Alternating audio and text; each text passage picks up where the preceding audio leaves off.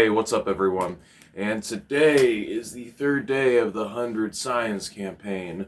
Unfortunately, yesterday didn't exactly go as I planned. I ended up getting caught up cleaning the entire house because it's just been such a wreck around here, and I was just in the mood to do a little spring cleaning. And so I got caught up in doing that, and then I ended up realizing that, oh shoot, I don't have time to run to the library today because of it. And then I realized, oh wait, the library's not even open. They're only open on weekdays.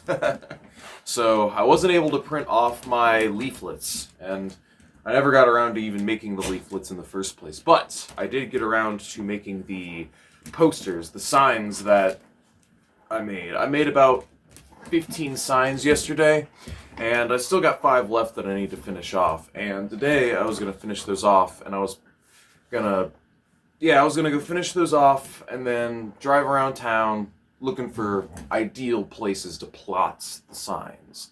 And I can show you guys what I'm talking about when it comes to the kind of propaganda that you would like to spread, or the kind of things that you would like to put on your signs and the ideal locations for them. I've already talked a little bit about this yesterday, but I can show you guys in practice what exactly I'm talking about. And right here, we have a special guest with us as well. Say hello to my little baby dog. There he is. Hey, little baby dog. Little dog baby. He's my little dog baby. Hey, little dog baby. Drop the rabbit. Drop the rabbit. Hey, give me dog kisses. Fine, don't give me dog kisses. He's too busy playing with the rabbit right now. But it's all good. So I'm going to finish drinking my smoothie, my protein smoothie, because I worked out yesterday.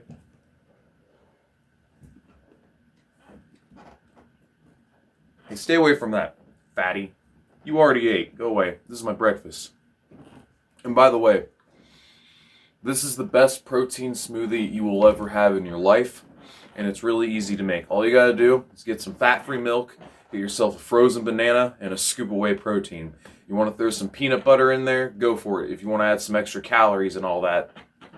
But if you're trying to diet some weight off like me, then fat-free milk, frozen banana, scoop of whey protein. It's low in calories, it's got fiber, it's got virtually no fat, got lots of healthy protein, good stuff.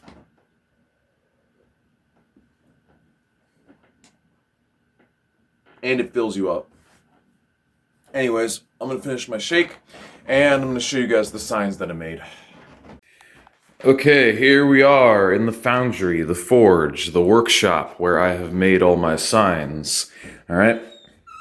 Some of these signs are better than others. I think some of them I made a little too long, but the reason why I made them longer is because they're going to be planted by stoplights where people have time to notice and read them. I mean, they don't have too much written on them, like, assuming... I really ought to have made some of these signs shorter, just because I realize we're living in a new age of illiteracy and most people have forgotten how to read. So I think like 5 lines of text is a little extra for what people can digest within like a 2 to 4 second time at a stoplight. So this is all going to be at intersections. A lot of these are going to be planted at places where people are going to either be stopped or they're going to be making a left or right turn. And then some of them are going to be like at the corners of roads where people will be driving, but they won't be driving too fast. I'm going to make sure to plant the shorter ones on the road where people are driving, where they're only going to be going about 40 miles an hour. Like this one, this is a quick one. Like someone could definitely just be passing by and read that within like 2 seconds time. But the longer sign like this is, a longer sign like this is definitely going to go by a stoplight. So let's go ahead and look at some of these signs. You don't want to just, choreograph that you're a socialist. One of my Discord people, one of my colleagues on Discord has awared me that you don't want to just choreograph that you're a socialist. I mean, you want to actually write about issues that pertain to people's individual livelihoods, things that people will care about and will actually resonate and connect with them. So,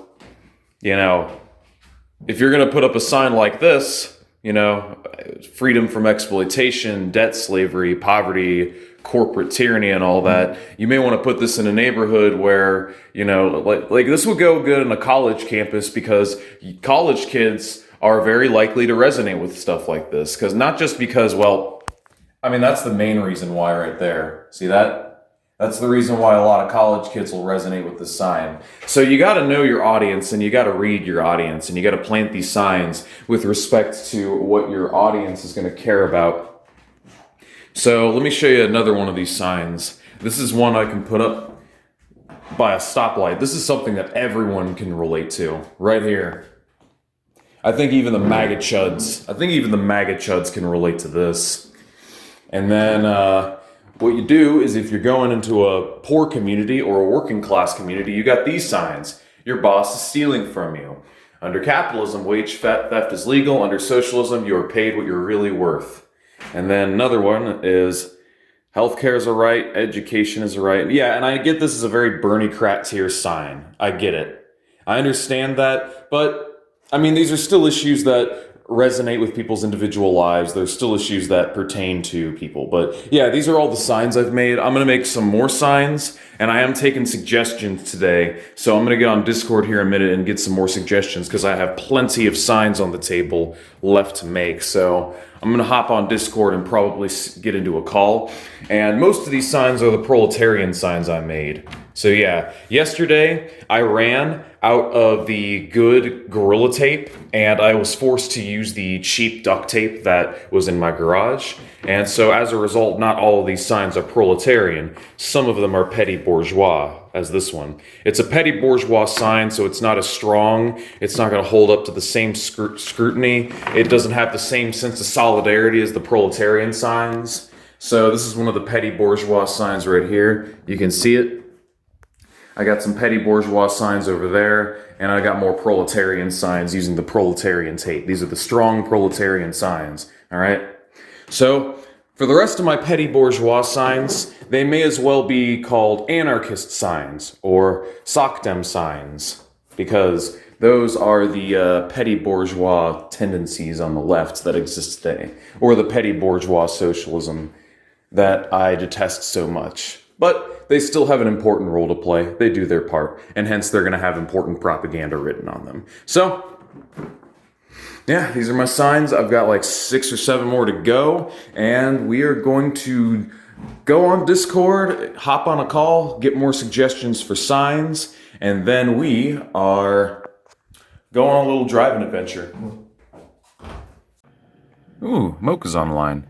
Well, here's the comment that I wanted to read real quick, because I felt like it's very relevant. Hey y'all, I think we should have a certain methodology around making the lines for our signs. The best way to make a sign, in my opinion, is that it is a form of communication that prompts a viewer to action. The action will most likely be small. Let's be real here. People's attention spans and interests are way too low.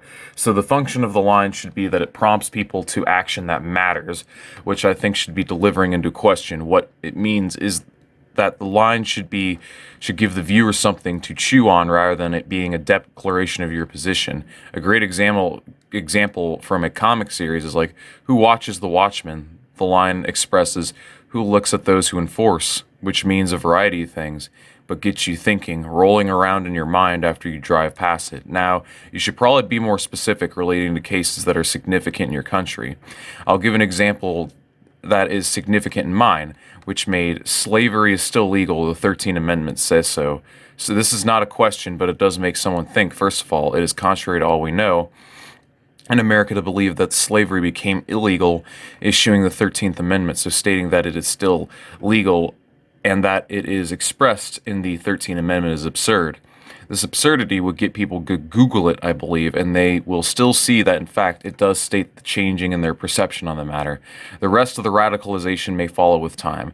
I will compress this into a few simple lines of tips. The line should prompt a viewer to a meaningful action, which often be a series of personal inquiries or a Google search.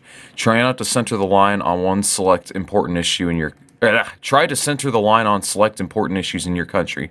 Try not to make a simple declaration of your position. Yeah, so that's what I was talking about a minute ago. Just choreographing that you're a socialist. No, or make signs that people are going to be able to relate to, and signs that are going to get people thinking and, actually do their job, which is agitation.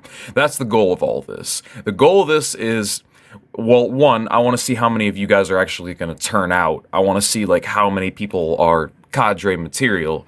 It takes a cadre to put up a sign in the real world nowadays. And two, it's to get people thinking. And three, it's really just practice. This is just practice, getting out there, because a lot of us have been stuck inside because of the pandemic. And yeah, it's just an opportunity for people to get out and get comfortable in the real world. This is just a baby step, because this isn't even like face-to-face interaction with people yet. In the future, I'm going to try and find some sort of action that I can get involved in, and I can just sort of blog about it and show like how I'm organizing and so on, and how we're organizing, because back when I was part of Stand Earth, I worked with a variety of tendencies. In fact, I'm going to flip the camera around. Let's go in selfie mode. Well, as I was saying, I was a part of an organization called Stand Earth, and back when I was part of Stand, our job was to basically get Procter & Gamble, multi-billion-dollar corporation, to adhere to Canadian Forest Code because they were violating it. And so we ran a campaign to destroy their image, to put pressure on the company to basically start using recycled plant fiber to make their toilet paper.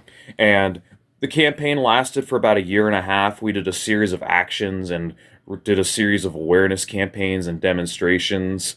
There's footage of it on the internet. If you Google, I think, Stand Earth, Ohio, you should be able to find some footage of those protests. We got Santa Claus arrested. We dumped coal at the streets right in front of Procter & Gamble. We've held a series of demonstrations. We've camped out in front of P&G's building. But the point is that through sabotaging their self-image and affecting their bottom line, as well as talking to the people within the company over and over again, we have effectively basically brought this corporation to its knees in a sense, and now slowly but surely they're being forced to adhere to Canadian Forest Code and curtailed the amount of forests that they are chopping down. That way we can secure Native American rights, because there are indigenous people that live in the Canadian boreal forests who are basically having their rights trampled because they live in those woods. They live out in that area, So this really is an issue that deals with oppressed indigenous peoples. It's an issue that pertains to the environment. The boreal Canadian forest. Everyone's so concerned about the Amazon, but people don't think about the Canadian boreal. It's this beautiful forest that's home to reindeer and a variety of other species that are unique to the forest. And did I just call it a rainforest? I hope not, but yeah, it's a forest, right? Well, I'm working with Stand Earth, and it's so beautiful when people from different tendencies can just come together and just put their differences aside and work together on a collaborative project. Because in my experience, the differences between different ideologies tend to fade and disappear when you all have a common goal or objective in mind. So I think umbrella tent organizations have value in that, so you can get some degree of left unity going on, or at least tactical unity when it comes to achieving specific goals. But when it comes to actually like doing revolution, you're pretty much going to need everybody on the same page. You're going to need everybody in line behind one single unified force in order to do it. That's really the only way, which is why ML makes the most sense to me. It makes the most sense that we have a strong, centralized vanguard led by the most advanced components of the working class to do it. And there are a number of vanguard organizations in the United States. I used to be in the PSL, and despite them kicking me out, I still have a lot of positive things to say about the PSL. They're a very good org. They organize a lot of protests, and I mean a lot of protests and demonstrations. They're very active. My only real critique of them is really just, well, I have two critiques. One is the cultishness surrounding Gloria La Riva, as well as some of the other members in the org. I mean, not a lot of people know this, but there is kind of like a cult of personality that's kind of formed around some of the leadership within that organization. And it's just an unfortunate matter of things when they have to do that, because unfortunately, a lot of these people can't get regular jobs because they've carved out niches for themselves as professional revolutionaries. So, in order to get people paying dues, in order for these people to make their bread, they unfortunately, have to keep people in the org paying dues. And one of the best ways to do that, foster a cult. So, it's just a sad state of affairs. It's a problem in a lot of organizations, and it's especially a problem in trot orgs. Holy shit! Like, and then there, don't even get me started on Bob Avakian. Holy crap! But yeah, and then there's the dangism. I mean, I could sit here and explain for the next 15 minutes why that's a problem, but I think I've talked a little bit. I think I've shared a little bit enough with you guys for now. I'm gonna hop on Discord here for a minute and see if I can get any more advice before I go run around planting these signs. All right, we are on the road. We are now on the road. I've got all my signs with me. I made all but 3. So I've got about 17 signs in the back there, all with various bits and pieces of good socialist propaganda. And all that's left to do is find a good corner of the road, or good pieces and corners of the road where people are highly unlikely to mess with them, and, well, yeah, put up some signs. And I can already think of a number of pieces. Like, that area is state property, so it's unlikely that any of the blokes around here are to pull it, but I'd like to find spots where people have signs put up as is. In fact, now I think about it, actually, this whole area belongs to one rich dude. So there's a guy there that owns a private lake, and he has like all that land and property. So I'm assuming this border right here is also part of his property. So I'm going to try to avoid putting them on private property. As much as I'd love to do it, stand in defiance, I don't want these signs to get pulled. I want them to be up as long as possible. So if they're off people's property, then they're way less likely to get pulled. And I think I found a good spot right here. So I'm going to get out and I'm going to put up a sign. 1 down, 16 to go. And another one bites the dust. Tell you what, guys, I've got 3 signs up now, got 14 to go. Now, for my best signs, I'm probably going to run a different route. For now, I'm hitting up a couple different exits on a few different highways where people come off the highway and come to a complete dead stop before making their turn.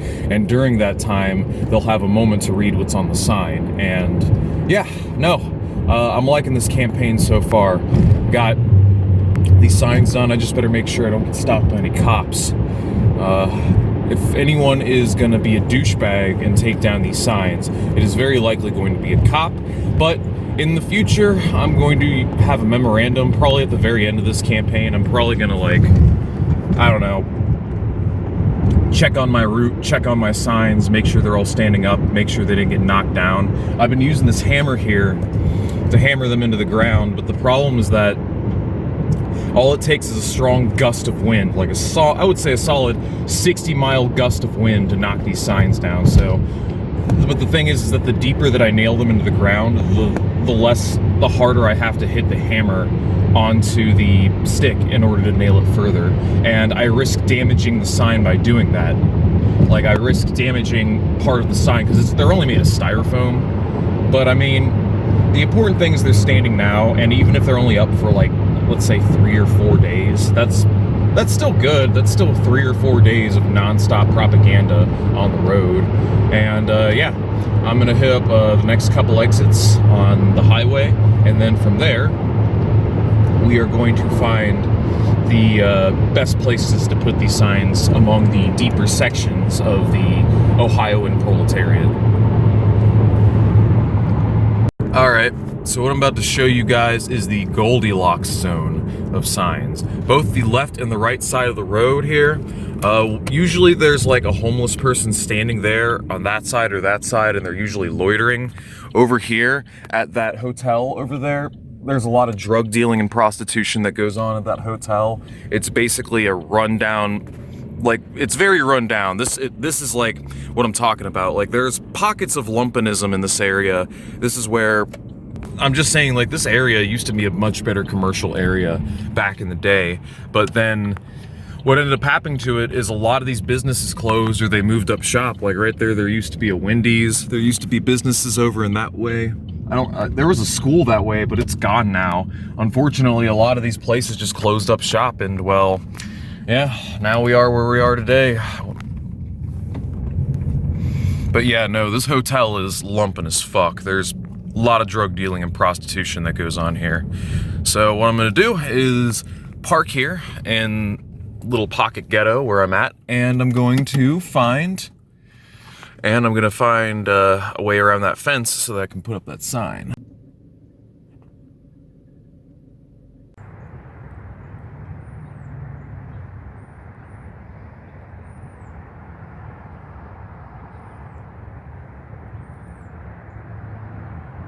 But yeah, I just put up 2 more signs, and I'll show you guys where they're at here in a second. Now, I'll tell you what, guys, when I look around me, when I look at the great grand architecture of American society, what I'm actually looking at is just one big parking lot and one big highway, just nothing but roads, right?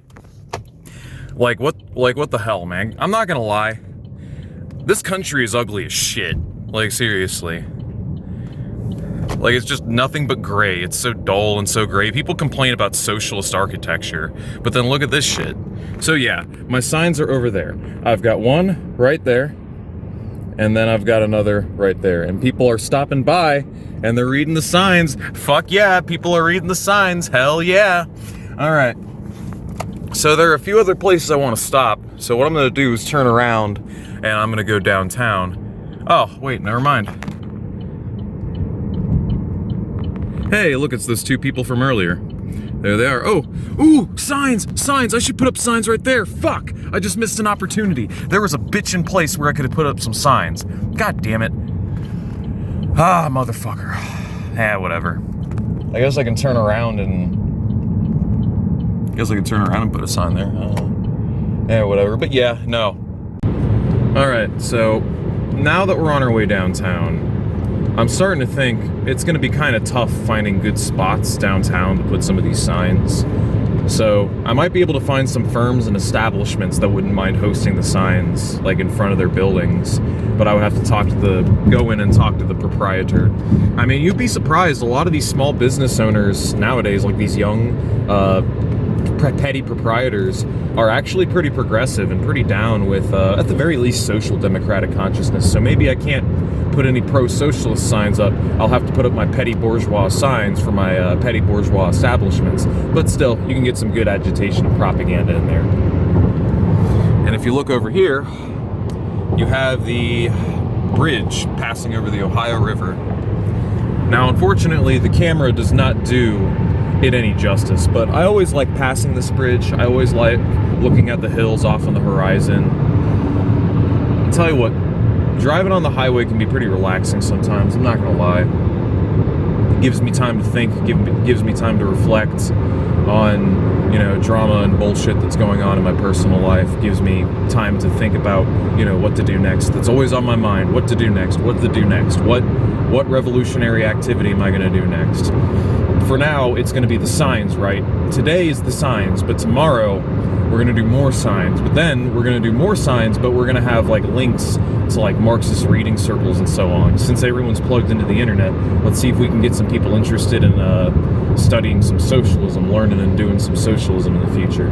I don't know, this campaign can go a lot of directions, and right now, the 2 goals I have in mind are seeing how many people are actually doing this, so I have an idea of how many people are cadre material within my audience, for 1, and for 2, basically getting practice out there, because likely I've got an audience full of people that aren't really in any orgs, that aren't really practicing or doing any real life work. So this is just a good opportunity for people to go out and do something productive with their time, rather than shit posting on the internet. Hold on, I gotta get in this lane over here. But yeah, that's the current situation that we are in right now.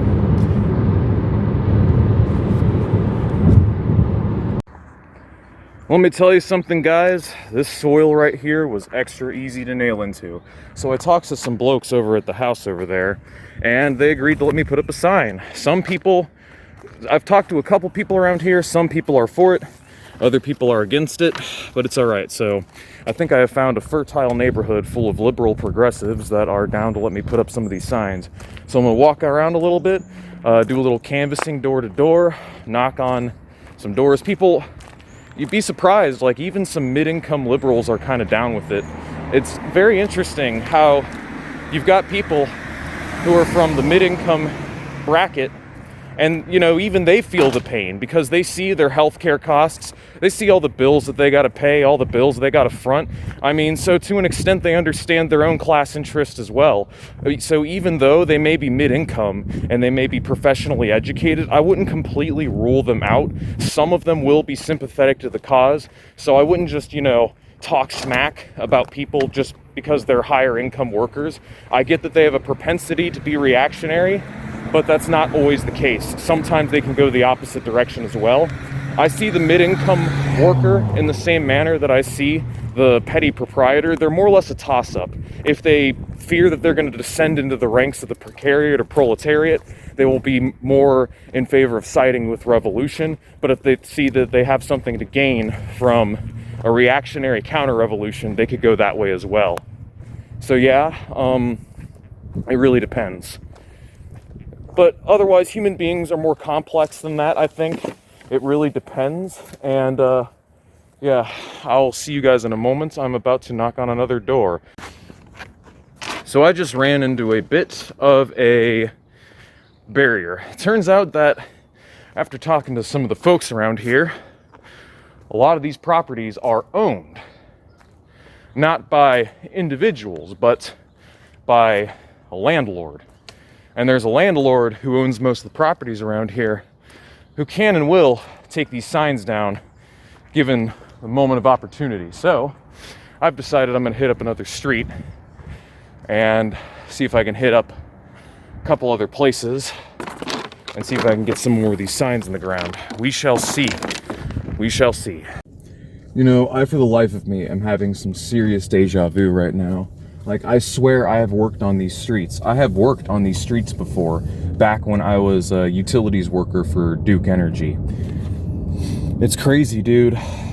I mean, it feels just like back in the day when I was part of Southern Cross Duke Energy. Yeah, so I hit up a couple other streets. I wasn't able to put any signs up. Some people just weren't home, others weren't having it. And yeah, I'm noticing kind of a common problem. There are landlords that own most of the properties around here. So yeah. That, and like, it's closing in on 3 o'clock and I have an interview that I need to do with some people on a Discord server, and it's a unique opportunity to explain my position, communism, to an audience that is admittedly mostly right-wing. It's the politics Discord server. They're largely right-wing, in fact they're majority right-wing, but still, if I have an opportunity to change some minds and change the way people feel about an issue or an ideology, I'm going to seize that opportunity because, well, that's my job. My job is to basically tell people the truth. And the truth is that the world as it is now, with all of its poverty and immiseration and war and all of the issues that we face today, are really linked to a single root cause. I mean, and that's kind of like what I'm getting at here. So I'm probably going to hit up downtown again. I might hit up Price Hill or Clifton area, because there's a lot of college students, and I'm more than willing to bet a lot of those college students are going to resonate with the signs I have left, and they're going to be down to let me plant them. But otherwise, I'm probably going to hit up different parts of the highway. And yeah, I mean, that's pretty much it. So there's a fine balance between tailism and commandism. What I was just talking about a minute ago, where you try to shove beliefs down people's throats and proselytize and try to lobby for communism to people that won't hear it, that would be known as commandism. And you're just going to turn people off, and they're not going to be interested in hearing what you have to say. So you have to meet them where they are at their individual level of class consciousness, and you have to lead it a bit. One of those ladies that I put signs down for saw that I was talking about the Soviets, and, you know, she likes socialism, but then when the Soviets were mentioned, it just instantly turned her off. And it made me realize, you know, there's a deep, deep, deep conditioning that goes very deep in the psyche of many a burgers that Soviets bad.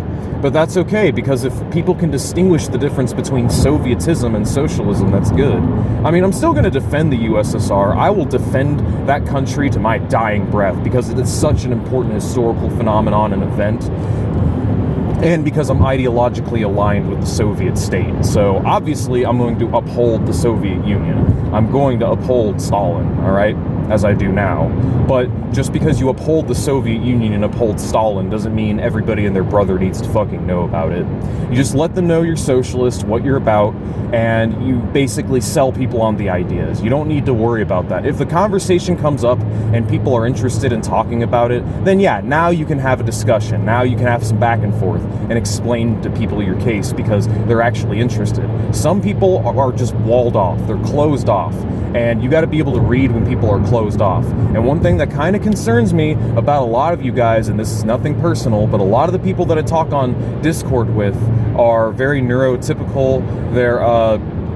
They might have not really a learning disability, but they're not very charismatic. There are not a lot of very charismatic people on the hard left, and this is a problem, because we need people that can talk to other human beings and relate to them very well and tailor themselves to other people. I mean, it's a skill. And I understand why a lot of us are not like that, because people that are quote-unquote tankies are pushed on the fringes of society. We're the people that have been abandoned and left behind. And we've fallen out of so many niches, and we see all the bullshit for what it is, that we finally found a belief system and political ideology that we resonate with, all right? But as a consequence of that, we're left with the people that have the least to lose. The people that have the least to lose and have the most to gain from overthrowing the system are naturally going to align with us more than they are with any other tendency. So, in that respect, you're going to want to learn to talk to people, basically, and that's another thing. So yeah, no, you might want to go to a neighborhood, maybe not a full-on suburb, but like a neighborhood, like a working class neighborhood where people have houses and so on, because you'd be surprised how many people resonate with it. You'd be surprised how many people are actually interested in that sort of stuff, and it's very interesting to me. But you got to go on a case-by-case basis, and you got to go out and meet people, which is the most important thing. So yeah, I kind of lied. You don't have to meet people to do this campaign, but I would highly recommend it, because you could get your signs put in much more useful areas. Like if you get these signs put up in neighborhoods, as I'm going to try to do tomorrow, if you have those leaflets printed out, like I'm going to make those leaflets and those pieces of paper, and I'm going to put all those little leaflets and pieces of paper all over the fucking place. I'm going to get like 50 or 60 of those printed out at the library and distributed tomorrow or the day after. And you do that, and you can do that, but your work will be at its most useful if you're talking to other people, and that's the most important thing. So yeah, don't just stay terminally online and spam gorilla and sun emojis, or shitpost on image boards on Chinese fishery forums or Mongolian throat singing image boards. You want to go out there, you want to go outside, and you want to get in the thick of it, because where I'm at right now is where the people are at. You see this? Whether you like it or not, these are where the people are at right now. They're all around us. They're all around me. They're all atomized, and they're all in their bubble. And our goal is to burst people out of that bubble, because we have to, all right? We have to save everybody. We don't have to save everyone. They have to save themselves, but we have to lead them into saving themselves. We have to organize. We have to save humanity from this fucking terrible, inhumane system. And that's kind of the goal of what I'm getting at right here.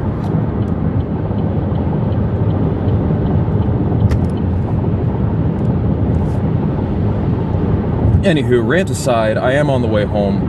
I'll be home in probably the next 5 to 10 minutes. I gotta get ready for this interview. I'm probably gonna compile this and upload this tonight, but if I have any more thoughts that I'd like to include in this, I'll let you guys know. But for now, I think I'm done putting up signs.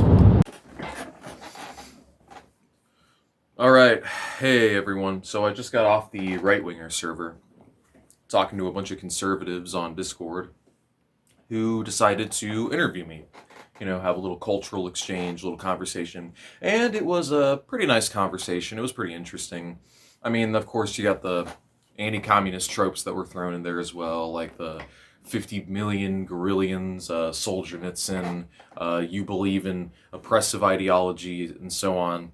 But it's good that I did it because I was able to clear up a lot of misconceptions, because since there are so few of us, to defend the ideology and defend these countries, and unfortunately, there's a lot of misconceptions and confusions and a lot of the times outright lies, like just straight up bullshit that's talked about when it comes to the subject. And fortunately, I was able to clear out a lot of it up, and I was able to back up a lot of my points. I think I did a pretty good job, and I think it's important to have discourse with right-wingers, just because you can debunk a lot of those narratives and offer a perspective that I think even they can relate on, because conservatives will generally have correct criticisms and disagreements with liberals, but communists will usually see eye to eye with them enough to where they'll be able to identify these same contradictions and end up relating to them on that. And, maybe you won't be able to convert them overnight, but I've noticed that in a lot of cases, I've been able to pull right-wingers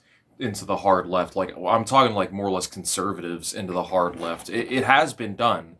And granted, sometimes they'll be stamped with the birthmarks of their old ideology, hence, like you'll get Nazbol or just conservative communists. I mean, you will get that, but that's fine. I'll work with a conservative communist over a conservative capitalist any day, Well, the reason why I'm making this segment is I'm letting you guys know that not canvassing, but going out and putting up the signs went very well. It was more or less a great success. And tomorrow I'm going to get even more out, and I'm also going to see about getting some leaflets out. So I'm going to work on these leaflets here in a little bit, and I'm going to work on some other stuff. But first, there are a couple things that I'd like to talk about. First is my addiction. So I have a couple addictions, in fact. I'm addicted to coffee. I like me some coffee. I'm addicted to spicy food. Just about every meal that I eat has a little bit of spice in it, like some cayenne pepper and so on. And then my third addiction, as I will share with you guys, is this. It's Kratom. It is something I'm a bit of a sucker for. I do like me some Kratom. I've been taking it a lot lately, and I should really probably scale back. But one thing I notice is when I'm on it, like the ideological juices kind of get flowing quicker when I'm on it. It's a nice substitute for when you don't have access to Adderall. Like, if I had things my way, I'd rather just have a script for Adderall, but this has a stimulating nootropic effect on its own if you take it at a proper dose. If you take too much, it'll sedate you, but if you take just the right amount, it'll make you feel good while you're brainstorming or when you're reading and writing, And it is enjoyable. It is an enjoyable substance to take from time to time. I like me some Kratom, but anywho. A couple topics that I want to talk about. One of them being, what is fascism? All right. So a lot of people don't know what fascism is, and I want to talk a little bit about fascism right now. All right. So even I fell victim to the liberal conceptions of it in the past. There's a stream that I did talking about the march, the Capitol Hill riot, where I use a very liberal definition of fascism to describe Trump. And the reason why I took that video down is because of that. And because for the longest time, the definition of fascism, the true definition, has kind of eluded me. But I found a definition that I like, and it's a definition I'm going to go with for now on, because it's probably the most accurate and correct definition. Because after reading a little Trotsky and after reading some articles about it, as it turns out, fascism is basically right-wing Bonapartism, if you really want to know what it is, all right? It's the outright terroristic rule of the most reactionary components of the ruling class. Its features include a supreme leader who is unelected, usually they're installed, or they take power in a coup d'etat, and there's no legal way to get rid of him. There's no legal recompense to get rid of him. You have a military regime where instead of there being a parliament and illegal channels where people can get their will done, it's just the will of the fascist government, and the fascist government rules over the general populace through its internal bureaucracy, as well as its secret police and its military. So it basically rules by terror, more or less openly. Many fascist regimes have been like police states, or they've just been very hard cracking down on personal rights and restrictions, more specifically anti-communist. They're typically very anti-communist. Fascism, as a political and historical phenomenon, has always been a reaction to a workers' movement or a socialist movement of some kind. So, yeah. And As a result, that's usually the conditions in which they take power. But yeah, those are the unique components. It is the outright terroristic rule from the most reactionary components of the ruling class. It is a form of Bonapartism from the extreme right. And if you look at Hitler's Germany, Horthy's Hungary, Piłsudski's Poland, Franco's Spain, or Mussolini's Italy, or even Japan. If you look at feudal imperial Japan, you see these components that are unique to it as well. It's basically a right-wing, far-right military dictatorship, more or less, that rules through terror and imposes its terror on the populace. And irrevocably, they always genuflect to the capitalist class. Historically, fascist regimes have been huge simps for capital because they're the ones that own the means of production. So you're going to want the genuflect and please them in order to get your whole regime working. So they have total political domination, but it's still a dictatorship of capital and the economic rule of the capitalist class at the end of the day. All right? So there's a solid definition of fascism that you're never going to get from Rad Libs or BreadTube. So that's the first topic I want to talk about before we come to a close. And there's another one that's kind of been on my mind, just driving around and driving about today.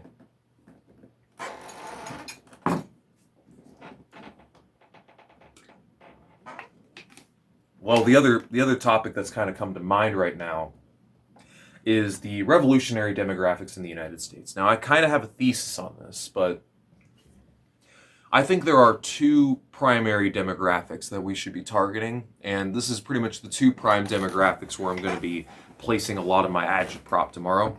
We're heavily where they're located anyways. So you have first the lumpen proletariat, and two, the service worker. The lumpen are largely located out in the countryside, over where Mason lives, Mason Steiner, out in the countryside, out in the country land. Damn, look at that vein. Look at that vein. Woo! Can't wait to get lean so those veins are more prominent. But there's a growing demographic of them as the West continues to deindustrialize and demodernize and basically transition more and more to service and gig type work. So you have the lumpen that are left behind, and then you have the service worker, which now constitute the dominant strain of the working class today. These are the two demographics that are most prominent, and these are the two demographics that will resonate most well with revolutionary rhetoric. So those are pretty much the two revolutionary classes of the day, I would say. Mid-income play their part. Petty bourgeois would also play their part to an extent.